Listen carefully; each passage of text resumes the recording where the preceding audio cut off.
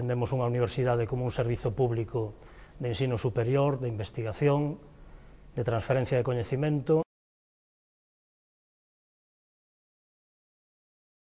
e unha parte moi importante, sobre todo para nós, que esta universidade contribúa á cohesión social, a mobilidade social ascendente mediante a formación e a educación e o coñecemento. Esas posibles ou presuntas alianzas penso que non se dan. En caso de darse, tería que ser antes de presentar as candidaturas, por se hai coincidencias. Propugnamos a idea da formación especializada, que actualmente son dos mestrados, pois promovendo os mestrados interuniversitarios. A oferta da Universidade da Coruña, un 40% son mestrados interuniversitarios. E penso que esa idea se pode estender tamén para os graos. Todos temos que axustarnos a esta normativa.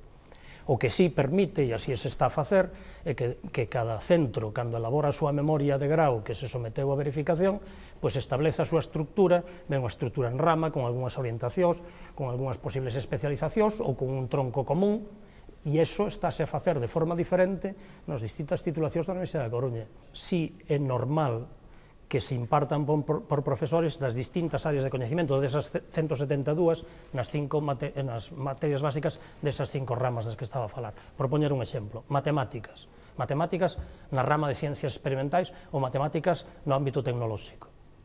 Pois esas matemáticas como materia básica a pode impartir un profesor da área de álxebra, da área de análise matemático, da área de matemática aplicada, da área de estatística e investigación operativa, da área de topoloxía, da área de xeometría, en fin, de calquera área de matemáticas.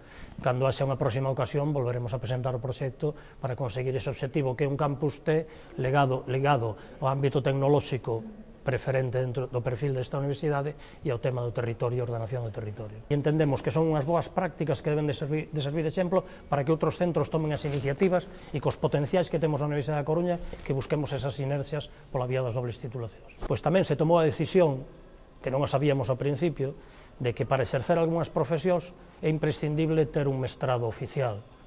Por exemplo, para todas as enxeñerías, para exercer de abogacía e tamén para exercer de profesor de secundaria ou de FP. Entón, eso nos obliga a priorizar esas posgraus, esos mestrados que están asociados a competencias, a atribucións profesionais específicas e que temos que poñer en marcha canto antes.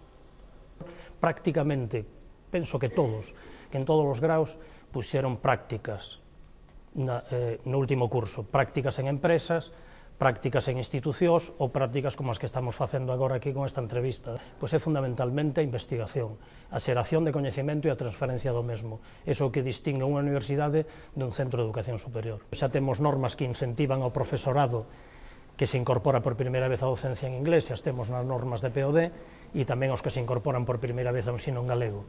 Nun claustro reciente aprobamos por unanimidade e nos marcamos o obxectivo ambicioso de manter as plantillas de profesorado e de personal de administración e servicios. Se plantexou ante o Consello de Goberno, ante o claustro universitario e ante o Consello Social a proposta de non subida das tasas, de congelación das tasas. E fomos quen de convencer a toda a comunidade universitaria e mesmo o Consello Social que aceptou a nosa proposta e apoiou a nosa proposta. Eso foi o que fixemos e o que seguiremos a facer. Cada vez os orzamentos son máis axustados e tamén teremos que poñer prioridades. E eu teño dito en varias ocasións, para nós a prioridade son as persoas e non sería prioritario os materiais, o equipamento. Temos algúns anteproxectos en campus así máis concentrados, como o caso da Zapateira, con arquitectura, enxeñería de edificación e Facultade de Ciencias, donde temos anteproxectos que permitirían un uso compartido das instalacións, por exemplo, de biblioteca e mesmo tamén de cafetería. Levamos moitos anos con este tema, negociando ca Xunta de Galicia do anterior goberno e con este tamén. Que cousas tiñamos definidas e temos marcadas como imprescindibles? Pois unha cousa é o prezo público, e estaba marcado en 100 euros por persoa mes aloxamento, e é un prezo público.